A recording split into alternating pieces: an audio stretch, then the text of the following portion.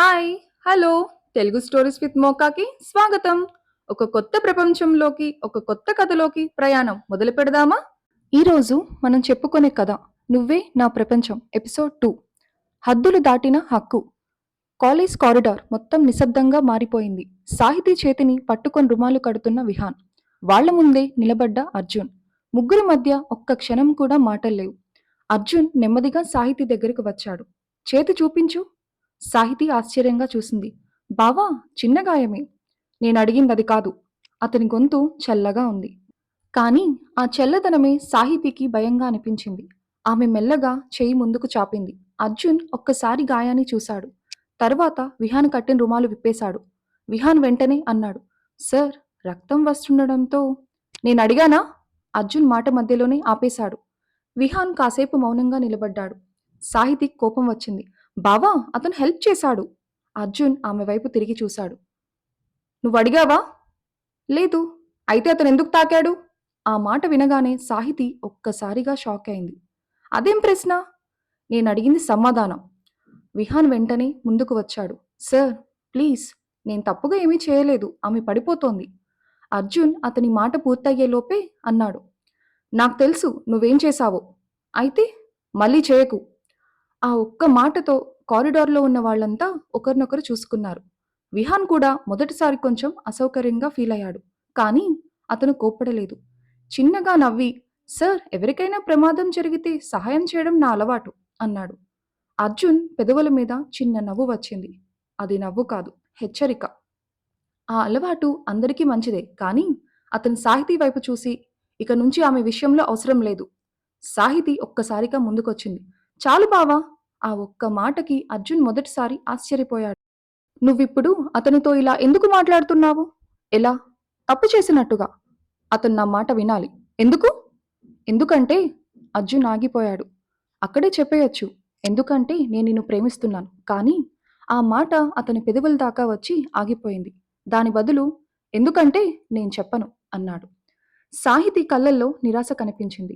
అదే నీ సమస్య బావా. ఏంటి? ప్రతి విషయానికి నేను చెప్పను అంటావు. అది సరిపోతుంది. నాకు సరిపోదు అని చెప్పి విహాన్ వైపు తిరిగింది. విహాన్, రా! ఇద్దరూ అక్కడి నుంచి నడవడం మొదలుపెట్టారు. అర్జున్ మాత్రం అక్కడే నిలబడి ఉన్నాడు. వాళ్ళిద్దరూ కలిసి వెళ్లడం అతను చూస్తూనే ఉన్నాడు. ఆ క్షణంలో అతని గుండెల్లో మండింది కోపం కాదు, అసూయ. తన జీవితంలో మొదటిసారి సాహితి తన మాట వినకుండా ఇంకొక అబ్బాయి పక్కన నడిచి వెళ్ళింది. ఆ దృశ్యం అతని మనసులో ముద్రపడిపోయింది. అతను నెమ్మదిగా ఫోన్ తీసుకున్నాడు. రమేష్, చెప్పండి సార్. సాహితీ కాలేజ్ గురించి పూర్తి డీటెయిల్స్ కావాలి.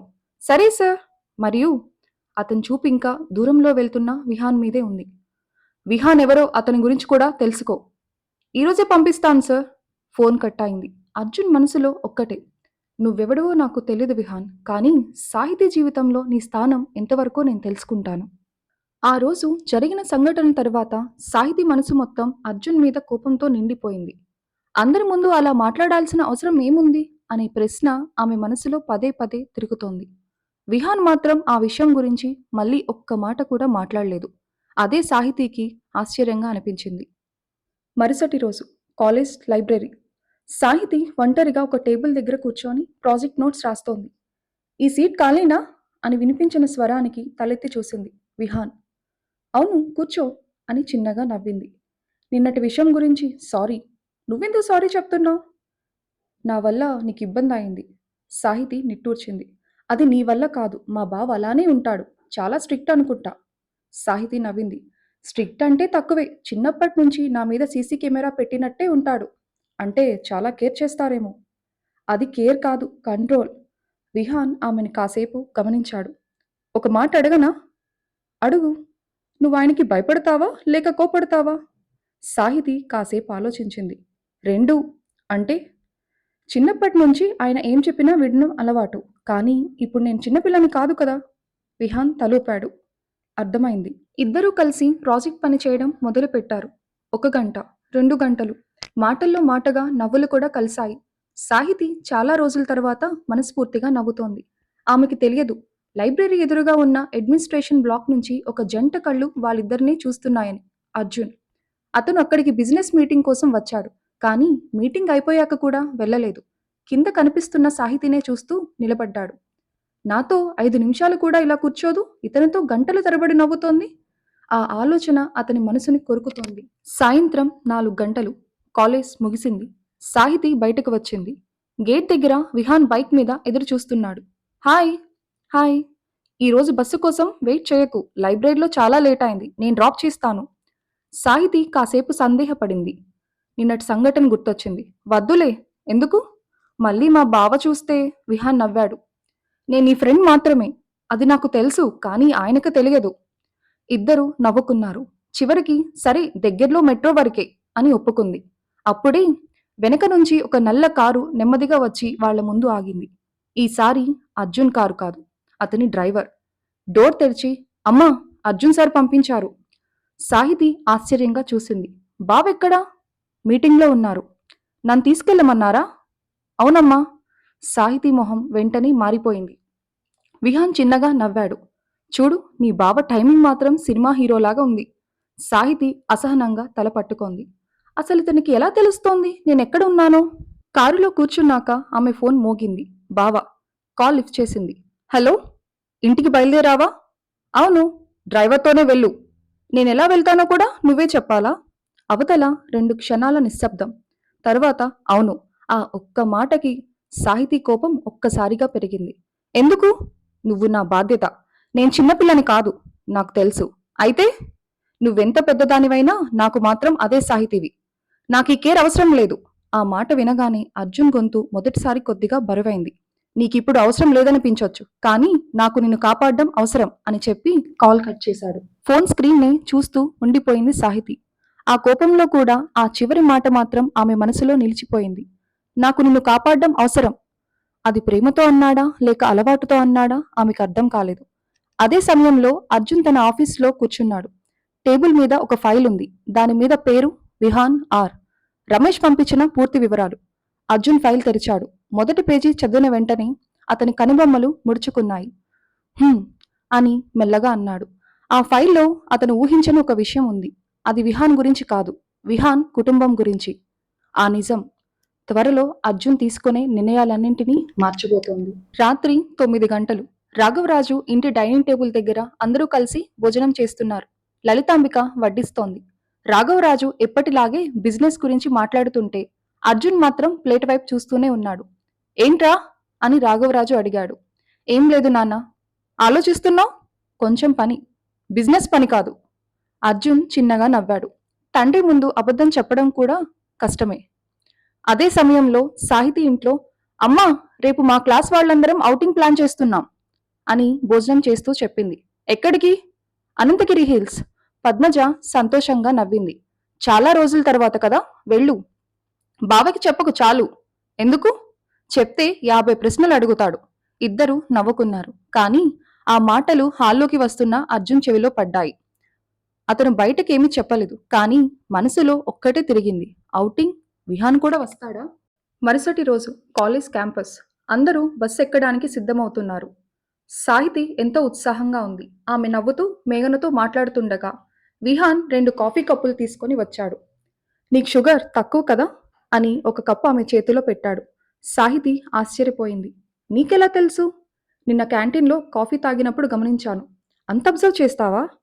అలవాటు. ఇద్దరు నవ్వుకున్నారు. అదే సమయంలో కాలేజ్ గేట్ బయట నల్లటి ఎస్యూవీలో కూర్చున్న అర్జున్ వాళ్ళిద్దరినీ చూస్తున్నాడు. సాహితి చేతిలో ఉన్న కాఫీ కప్పు. అది విహాన్ ఇచ్చిందని అర్థం కావడానికి అతనికి 2 సెకండ్లు కూడా పట్టలేదు. డ్రైవర్ నెమ్మదిగా అడిగాడు. సార్, ఆఫీస్కి వెళ్దామా? అర్జున్ చూపు మాత్రం సాహితీ మీదే ఉంది. వెళ్ళు అన్నాడు.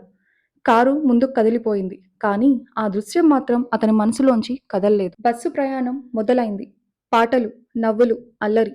మొత్తం క్లాస్ ఆనందంగా ఉంది. సాహితి కిటికీ పక్కన కూర్చోంది. విహాన్ ఆమె పక్కనే. ఇద్దరు కాలేజ్, సినిమాలు, పుస్తకాల గురించి మాట్లాడుకుంటున్నారు. నీ ఫేవరెట్ నవల ఏది అని విహాన్ అడిగాడు. సాహితి నవ్వింది. చెప్పను. ఎందుకు? నువ్వు జడ్జ్ చేస్తావేమో. ప్రామిస్ చెయ్యను. అయితే అని చెప్పబోతుండగానే ఆమె ఫోన్ వైబ్రేట్ అయింది. అర్జున్ బావ. ఆమె ముఖం వెంటనే మారిపోయింది. లిఫ్ట్ చేయవా అని విహాన్ అడిగాడు. చేయకపోతే ఇంకా 10 సార్లు చేస్తాడు అని కాల్ లిఫ్ట్ చేసింది. హలో. అవతల అర్జున్ గొంతు. ఎక్కడున్నావు? బస్సులో. సీట్ బెల్ట్ పెట్టుకున్నావా? సాహితి ఒక్కసారిగా నవ్వేసింది. బావా, ఇది కాలేజ్ బస్. సరే ఏమైంది? ఏం లేదు. మరెందుకు కాల్స్ చేశావు? కొన్ని క్షణాలు నిశ్శబ్దం. తర్వాత బ్రేక్‌ఫాస్ట్ చేశావా? చేశాను. మందు వేసుకున్నావా? వేశాను. సరే అంతే. కాల్ కట్ అయింది. విహాన్ ఆశ్చర్యంగా చూశాడు. ఇంతకీ ఆయన ఏమడిగారు? సాహితి నవ్వుకుంటూ తల ఊపింది. నేను చిన్న పిల్లనేమో అనుకుంటాడు. అదే సమయంలో అర్జున్ తన ఆఫీస్‌లో ఉన్న ల్యాప్‌టాప్ స్క్రీన్ వైపు కాదు, ఫోన్ స్క్రీన్ వైపే చూస్తున్నాడు. సాహితి చివరిసారి బాయ్ బావా అన్న గొంతు ఇంకా చెవుల్లో వినిపిస్తోంది. అతను ఫోన్ పక్కనే పెట్టి తనతో తానే మెల్లగా అన్నాడు. ఒక్కరోజైనా నిన్ను చూడకుండా ఉండలేకపోతున్నాను సాహితి. అనంతగిరి హిల్స్. మబ్బులతో కప్పుకున్న అందమైన కొండలు. అందరూ ఫోటోలు దిగుతున్నారు. సాహితి ఒక పెద్ద రాయి మీద నిలబడి సెల్ఫీ తీసుకుంటోంది. విహాన్ కెమెరా పట్టుకొని ఒక్క నిమిషం అలా నవ్వు అన్నాడు. సాహితి నవ్వింది. క్లిక్. అప్పుడే ఆమె కాలు రాయి అంచు మీద జారింది. ఆమె శరీరం వెనక్కి వాలింది. సాహితి అని విహాన్ ఒక్కసారిగా ముందుకు దూకాడు. అదే క్షణంలో దూరంగా నిలబడి ఉన్న ఒక కారు నుంచి వేగంగా దిగిన వ్యక్తి కూడా పరిగెత్తడం మొదలుపెట్టాడు. ఆ వ్యక్తి అర్జున్. అతను అక్కడికి ఎందుకొచ్చాడు? సాహితీకి తెలియదు. విహాన్‌కి తెలియదు.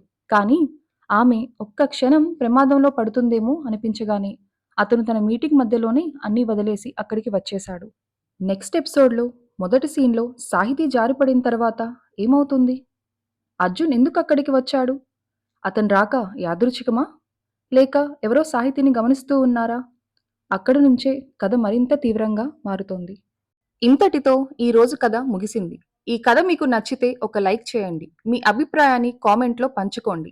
ఇంకా ఇలాంటి తెలుగు కథల కోసం తెలుగు స్టోరీస్ విత్ మోకాని సబ్స్క్రైబ్ చేయడం మర్చిపోవద్దు. మళ్ళీ మరో అద్భుతమైన కథతో కలుద్దాం. అంతవరకు జాగ్రత్తగా ఉండండి. నమస్కారం.